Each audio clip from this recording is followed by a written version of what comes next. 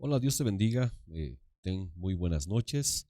Te enviamos un abrazo, te enviamos una palabra de aliento, una palabra de bendición a ti y a toda tu familia, deseando que la palabra del Señor sea esa frescura que necesita nuestra alma.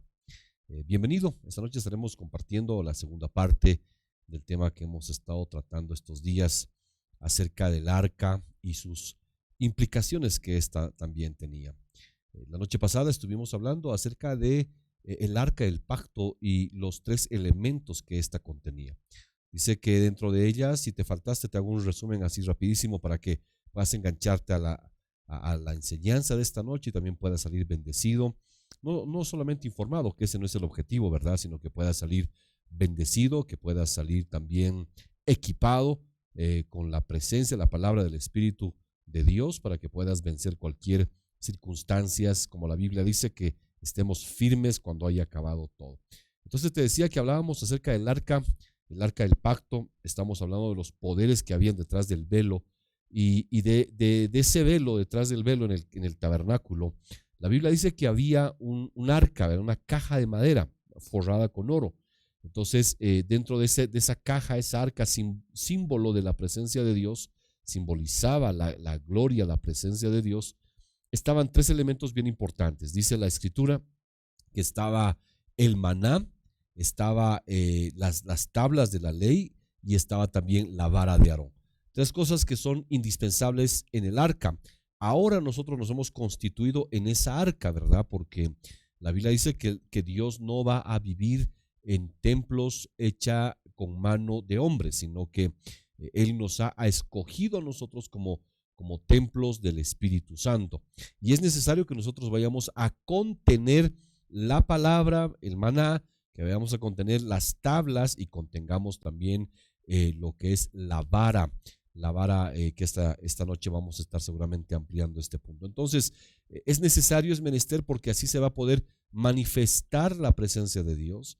De esa manera se va a poder manifestar la gloria de Dios, la potencia de Dios en nuestras vidas, para que seamos efectivos en esta vida. Mire, la Biblia dice que Moisés tomó el modelo que Dios le había dado, había hecho conforme al modelo Moisés y tuvo gran éxito, dice. Mientras tanto estaba el arca en el lugar específico, con los, ¿qué le digo? Con los detalles específicos. La gloria de Dios había descendido. A veces no podemos ver la gloria de Dios en nuestras vidas porque estamos a veces carentes de alguna de estas áreas, ya sea la palabra, ya sea la ley, o sea, las tablas de la ley, o ya sea la vara, que le dije esta noche le vamos a tratar de explicar un poco más. Cuando Moisés hizo todo aquello, dice que la gloria de Dios descendió y todo el pueblo se dio cuenta que ahí era el lugar de reunión, ese era el lugar de reunión.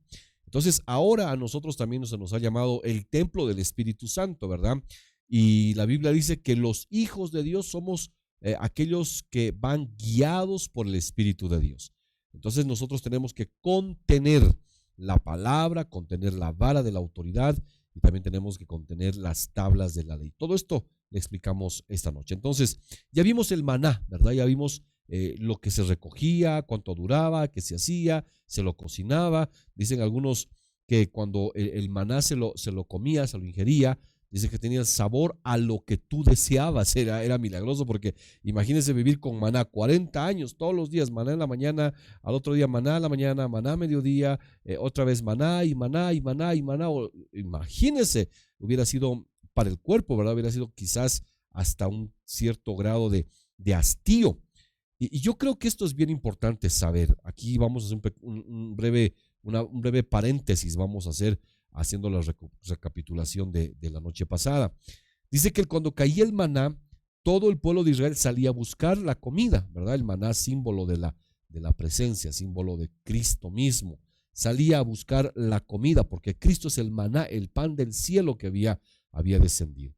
Entonces, cuando salían, buscaban el maná, volvían a sus casas, preparaban, lo cocinaban y luego eso dice que se lo comían en el resto del día, y en la noche dice que ya venían las codornices en la tarde más o menos, para que ellos puedan comer carne.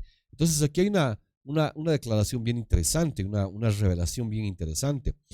En aquel tiempo la gente dice que se había hastiado de comer el maná, ya no querían comer el maná. Y habían dicho, ¿por qué nos tuvo que sacar Dios? Estamos tan cansados de este pan tan liviano. O sea, como que hablaron mal del maná, la comida de ángeles. Anoche hablábamos que era la comida de los nobles. Entonces dijeron, estamos hastiados de comer tanto maná, ya no queremos comer más maná. Y ese día Dios les mandó las codornices. Pero ¿a qué me quiero yo referir con este asunto? Es que hay gente que ha probado el evangelio, pero que no ha dejado que el evangelio se haga parte de su vida, no ha saboreado el evangelio. Y por eso hay mucha gente renegada en las iglesias. Hay gente que Dios le abrió las puertas, ¿verdad? Porque Él no le ha negado a nadie el acceso. Pero desgraciadamente, por actitudes personales, por pensamientos o por acciones que no eran definitivamente las correctas, a veces la gente ha terminado malinterpretando todo este asunto. Y definitivamente lo que ha hecho es, en vez de agradarse del maná, es rechazar al maná. Y no se olvide que el maná es Cristo. Entonces, hay gente que ahora ha rechazado el maná. ¿Cuánta gente iba a la iglesia? ¿Cuánta gente se congregaba? Hasta servía, seguramente llegó a grados elevados en una congregación, pero tristemente se hastió, así como la gente en el desierto se hastió de Cristo, se hastió del maná. Y dijeron, ya no queremos más maná, mejor es la comida de Egipto, mejor andábamos en nuestras fiestas, mejor andábamos en nuestras parrandas, nos iba mejor, no había tanta complicación. Entonces, dice que esa gente cayó muerta en el desierto. Entonces puede ser que haya gente hoy día que de la misma manera se está hastiando de Dios. No es que causa eso, sino que ellos en su actitud están como que cansados, ya no quieren saber más porque han cometido un error. No han hecho de Cristo una relación, no han hecho de Cristo una revelación, sino han hecho de Cristo, desgraciadamente, solamente hicieron una religión. Y como alguien diría por ahí, el enfermo no se sana cuando se cambia de cama, tiene que cambiar de médico, tiene que cambiar de tratamiento, ¿verdad? Entonces hay mucha gente que ha cambiado de religión, de tal religión se vino ahora a ser cristiano. Y eso no es efectivo, eso no va a cambiarle la vida a nadie, no por asistir a una iglesia la gente cambia, no. Cambia cuando se encuentra con el maná escondido, cambia cuando se encuentra con Jesucristo mismo, la vida ya no le es la misma, eso no cabe la menor duda. Cuando alguien conoce a Dios, cuando alguien tiene un encuentro con el maná escondido, le digo que es Cristo, la vida ya no es la misma. Cambia radicalmente, totalmente cambia la vida, y esa persona lo que termina haciendo es rindiéndose al Señor, aprendiendo de Él, y eso no le va a hastiar. Mire, cuando alguien no conoce lo que tiene, no lo valora, se hastía. Hay mucha gente que se ha hastiado de su matrimonio, se ha hastiado de su cónyuge, se ha hastiado del trabajo porque no lo conoce y no lo valora. ¿Por qué? Porque a veces decimos, no, ya me he cansado de esta situación, ya estoy harto de aquello. Pero qué error más garrafal que la gente comiendo el pan de la nobleza, comiendo el pan de los ángeles, teniendo la revelación de Cristo, esta gente haya tenido el hastío y haya dicho, me siento ya hastiado de este pan, ya no queremos comer este pan. Entonces empezaron a reclamar, se volvieron protestantes, ¿verdad? Y si comenzaron los protestantes, creo. Entonces empezaron a protestar y a decir, ya no queremos más este pan tan liviano, estamos hastiados, no queremos comer, queremos la carne, queremos las cebollas, los pepinos, los puerros que nos daban allá como basura, por así decir, en Egipto. Preferimos eso a este pan tan liviano. El pan no era liviano, era Cristo mismo, la gloria del Padre reflejada en esta tierra y en aquel tiempo en el maná. Pero rechazaron porque obviamente el corazón de esta gente tenía otro tipo de inclinaciones. Hay gente que se acercaba a Dios porque Dios lo bendiga, Dios lo sane, Dios lo prospere, etcétera, etcétera. Pero pronto, así como de rápido se acercan, así de rápido también se alejan. ¿Por qué? Porque a Dios hay que acercarse con un corazón sincero, agradecido. La Biblia dice que Él nos rechaza un corazón contrito y humillado, un corazón que reconoce una necesidad. Por eso es que el Señor Jesucristo, cuando vino a esta tierra, el primer mensaje que dio fue: bienaventurados los pobres, bienaventurados los que tienen hambre y sed, pero no de pan, ¿verdad?, sino de justicia. Bienaventurados los pacificadores. Entonces comienza el Señor Jesús aclarando para quién era el evangelio. Para aquellos que tenían el deseo de la justicia, para aquellos que sufrían, que lloraban, porque vino el Consolador, Cristo. Entonces lo que tengo yo que aprender es que yo estoy escuchando ahorita parte del maná, ¿verdad? Porque le hablamos de Cristo, no le hablamos de nuestra persona, no le hablamos de una organización, de una institución, no, le estamos hablando de Cristo.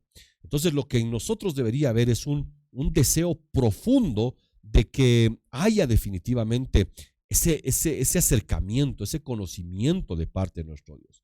Pero desgraciadamente la gente se hastía de Dios. Es más, puede ser que vaya a la iglesia, puede ser que tenga título, le digo, no solamente que haya dejado, sino que esté todavía en la iglesia. Pero el problema es de que se hastió de Dios, dejó las cosas divinas, ya no quiere más y a lo mejor está yendo de esa manera hastiado a la congregación. Eso es doloroso, déjeme decirle, porque la Biblia dice, ay de aquel, así dice la Escritura, ay de aquel que hace indolentemente la obra del Señor. Entonces, yo quiero que esta noche usted vaya un poquito a reflexionar en ese aspecto que es bien importante. Ay de aquel que haga indolentemente la obra del Señor. O sea, que aquel que lo haga por hacer, aquel que vaya por ir. Entonces es una señal de que hay gente que está desgraciadamente hastiada ya de las cosas que Dios un día en su misericordia le había permitido tener, le había permitido recibir, le había permitido conocer. Bueno, esta noche le decía, vamos a estar hablando un poquitín acerca de lo que es la vara, ¿verdad? Porque había maná, ya le expliqué la noche pasada. También dice la Escritura que había las varas y estaban las tablas de la ley. Esas tres cosas importantes. Entonces, el maná, la comida de los nobles. No se olvide, es la comida de los nobles. Era el pan del cielo, era Jesús mismo encarnado. O sea que no solamente es leer la Biblia, sino que nosotros tenemos que, como alguien diría por ahí, ¿verdad? Tenemos que tener a Cristo en nuestras vidas. Esto va mucho más allá de decir, bueno, yo creo, no sé, yo voy a ver, sí, yo creo en Jesucristo. No, esto va mucho más allá. Esto va al sentido, al punto de que yo tengo que definitivamente recibir a Jesucristo en mi corazón. Yo tengo que dejar que Él venga a mi vida. Ese es el punto importante dentro de todo esto. Entonces, mira aquí lo que dice la Escritura. En el libro de Mateo, capítulo 4, el verso 4, el Señor hace una declaración bien importante. Aquí Mateo 4:4 dice la Biblia que no solo de pan viviría el hombre, ¿verdad? Sino de toda palabra que sale de la boca del Señor. Entonces, esto a mí me deja ver que el maná estaba cerca del arca y el arca estaba cerca del lugar santísimo. ¿Qué te acerca a Dios? Es Cristo. La Biblia dice que no tenemos otro mediador entre Dios y los hombres. No existe otro mediador. El único intermediario para llegar al Padre Dios, al Creador de todas las cosas, es Jesucristo. No hay otra fórmula, no hay otra manera, no hay otra, otra opción. No es como alguien diría por ahí, todos los caminos conducen a Roma. No es así, discúlpeme, pero es una gran mentira, porque el único mediador entre Dios y los hombres es Jesucristo. ¿Por qué le digo esto? Porque la palabra dice que Jesucristo murió, pero resucitó. Y nosotros nos hemos plantado en la resurrección de Jesucristo. Porque si no hubiese resurrección, nada seríamos y estaríamos perdidos, ¿verdad? Porque todos los grandes líderes, excepto el Señor Jesucristo, fue el único que murió, venció la muerte y resucitó. El cristianismo está parado sobre la resurrección del Señor Jesucristo. Entonces, por eso le digo, ¿qué nos acerca más a Dios? ¿Qué nos acerca más al lugar santísimo, a la presencia misma del Señor? Es Cristo. Cuando uno recibe a Jesucristo en su corazón, es como que viene a ser revestido de Cristo. Y el Padre ya no nos mira a nosotros pecadores, ¿verdad? Ahora nos mira a nosotros, pero revestidos de Cristo. Por eso es necesario que usted acepte a Jesucristo. Ya no escape más, ya no le dé vueltas. Jesucristo no es una religión, ya deténgase, ya póngale una pausa en su caminar, ya dése cuenta que usted, yo y la humanidad entera obviamente necesitamos a Cristo el Salvador de nuestras almas, porque todo lo que hemos hecho no nos ha satisfecho, lo que hemos dicho no nos ha traído la paz completa, por mucho que vivamos, comamos, viajemos, riamos, hagamos lo que hagamos. Todo ese cúmulo de situaciones en algún momento pues tuvieron que llevarnos a un momento de depresión, como que se acabó la fiesta, ¿verdad? Y ahora ¿qué viene? Se acabó el momento de la alegría, se acabó el momento del gozo, ahora ¿qué viene? Entonces todo esto nos tiene que hacer pensar algo, que la paz que el Señor Jesucristo nos ha dejado es una paz que sobrepasa todo entendimiento. Por eso usted, así como yo un día tuve la necesidad de conocer a Jesucristo, y bendito Dios que Él me encontró a mí en el momento preciso, en el lugar preciso, en la hora exacta. Cristo llegó a mi vida y Cristo quiere llegar a tu vida. Él quiere revelarse a ti, Él quiere presentarse a ti, Él quiere mostrarse a ti y que tú sepas que hay un Dios que no te ha olvidado, hay un Dios que te ama, hay un Dios que está pendiente de ti, hay un Dios que ha estado siempre alerta a las cosas que tú vayas o tengas que hacer. Entonces, número uno, el maná nos acerca al Señor, porque el maná estaba cerca del lugar santísimo. Esa es la parte espiritual, por eso debemos mantener el maná en nuestro espíritu, a Cristo, ¿verdad? A Cristo en nosotros. Entonces, dentro de todo esto, le decía que había también, estaba el maná y estaban las varas. Moisés mantuvo los tres elementos, estaba el maná, las varas y estaba también las tablas de la ley. David contuvo también los tres elementos dentro del arca del pacto. Pero dice la Biblia que Salomón, el rey, el sabio, por eso qué paradójico, ¿verdad? Uno de los hombres más sabios que pisó la tierra, aparte o después o antes del Señor Jesucristo, me refiero en grado inferior a sabiduría, fue este hombre llamado Salomón. Un hombre que quizás se acercó a Dios con un corazón honesto, sincero y le dijo, Señor, y Dios le dijo, ¿qué quieres? Pídeme lo que quieras, yo te lo doy. Fíjese, a veces no sabemos lo que vamos a pedir, ¿verdad? Pero Salomón le dijo a Dios, no te quiero pedir la cabeza de mis enemigos, no te quiero pedir riquezas, dineros, yo te pido solamente una cosa, dame sabiduría, por favor. Entonces, dice la Biblia que Dios le dio sabiduría. Pero ¿sabe qué fue lo triste? Que el arca donde estaban los tres elementos, en los días de Salomón, ya no estaban dos de aquellos. Ya no había maná y ya no estaba la vara. Es algo bien terrible, porque en el libro de Primera de Reyes, capítulo 8, el verso 9, que ahorita lo vamos a leer, se deja ver a grandes luces en este libro de Primera de Reyes 8, 9, que lo que había sucedido fue que las tablas, solamente se quedaron las tablas allá en los días de Salomón. Ya no estaba el maná, que era el símbolo de Cristo. Y déjeme decirle que si Cristo no está en nuestra vida, de nada sirve la vara y de nada sirve las tablas. De nada sirve tener la Biblia, haber estudiado teología, tener los misterios revelados más grandes por estudiosos, rabinos, lo que usted quiera. Si Cristo no está en medio de todo esto, estamos perdidos. Eso no cabe la menor duda. Por eso, este Salomón, lo único que quedó en el arca, dice que fueron las piedras. Y allí en el libro de Primera de Reyes, capítulo 8, el verso 9, léalo conmigo. Ahí está en la pantalla, le va a salir. Dice la Biblia, en el arca, dice la escritura, en el arca no había más que las dos tablas de piedra. Así dice, ¿verdad? No había más que las dos tablas de piedra.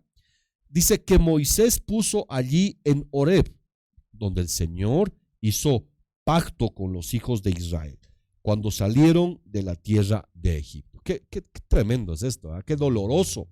Dice la Biblia que ya no hubo más, sino que dice la escritura que en el arca no había más que las dos tablas de piedra. Entonces se quitó el maná, se quitó la vara, que son dos cosas importantes. Por eso, si nosotros le quitamos a Cristo de nuestra vida, si nosotros quitamos a Cristo de nuestras reuniones, a Cristo de nuestros servicios, quitamos a Cristo de nuestras oraciones, si quitamos a Cristo de nuestras vidas, toda nuestra religión es vana, no sirve.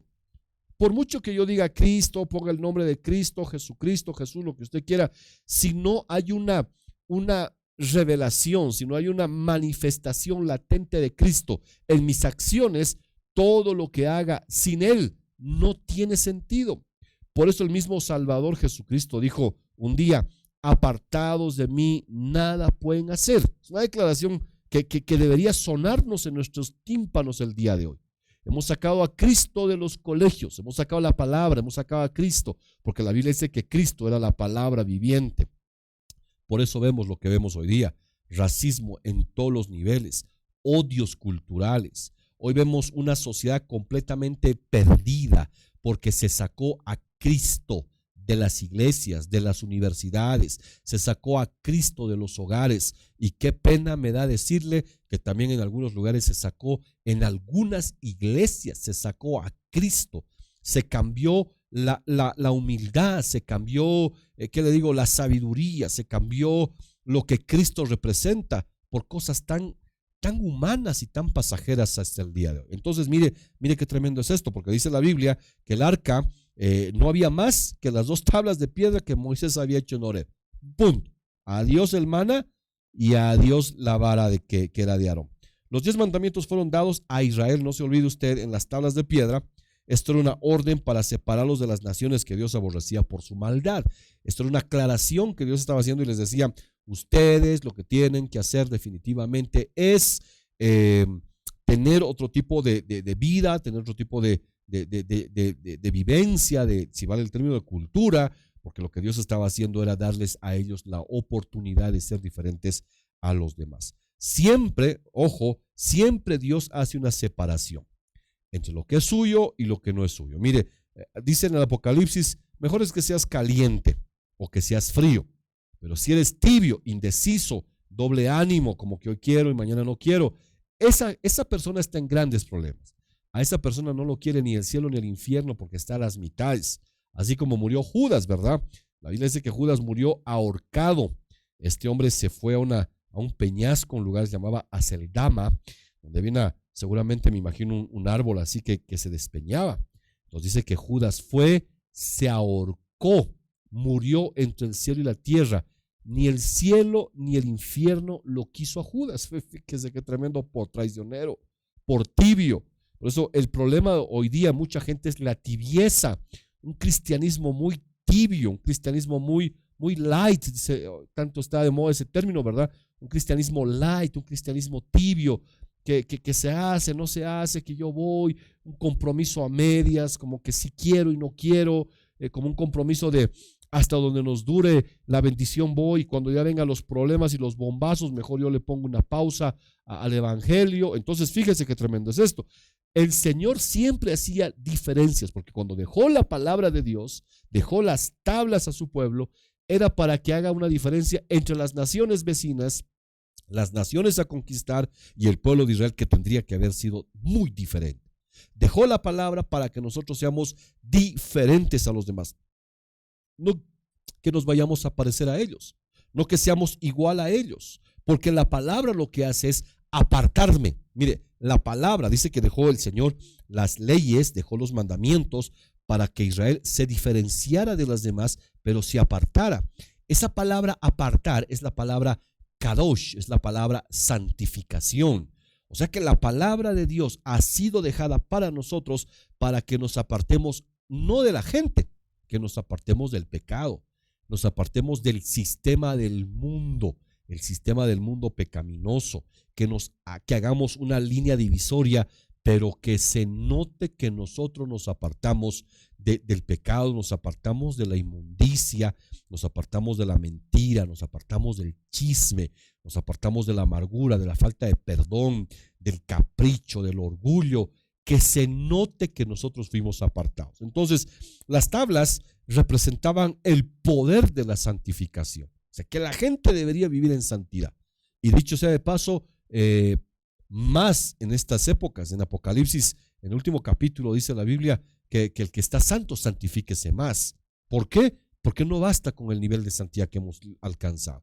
Necesitamos santificarnos cada día más para alcanzar la misericordia de nuestro Dios. Entonces, esto de las tablas representaban también, le dije, el poder de la santidad. Entonces, el Señor Jesucristo dijo: santifícalos en la verdad, tu palabra es verdad. O sea que la santidad viene por causa de ¿qué?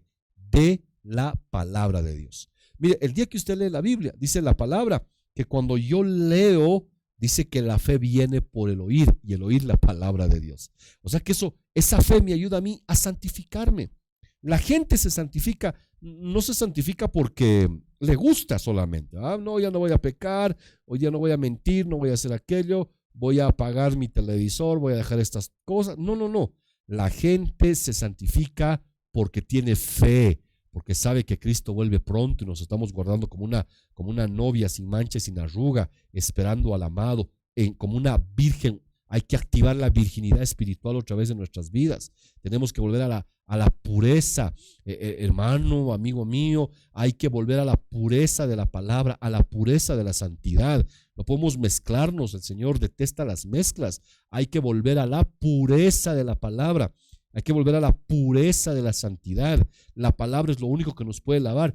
Cristo les dijo a sus discípulos: ustedes son limpios por la palabra que les he hablado. Porque un día el Señor Jesús se acercó a lavarles los pies a los discípulos y de repente Pedro le dice: no, Señor, ¿cómo tú me vas a lavar a mí?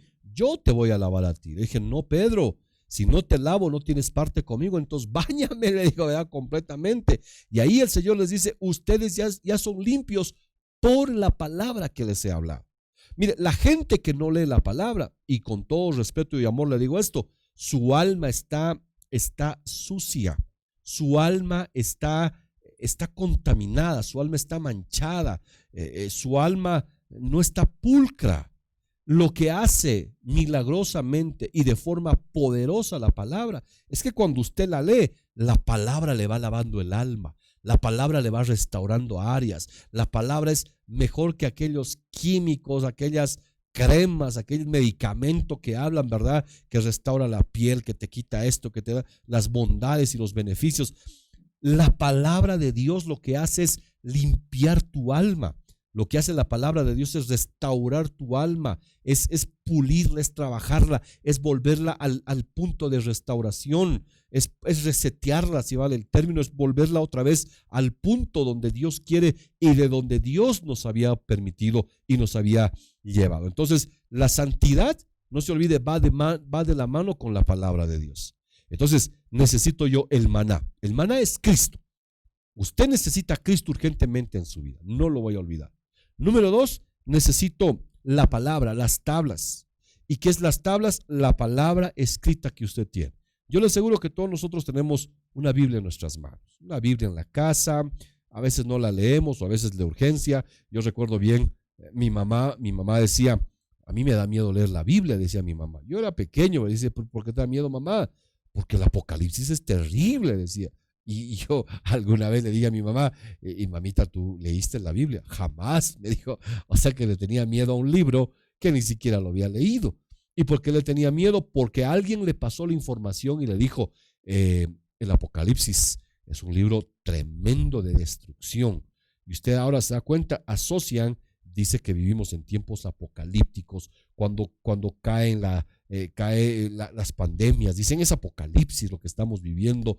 La palabra apocalipsis significa revelación, quitar el velo para ver las cosas con mayor claridad.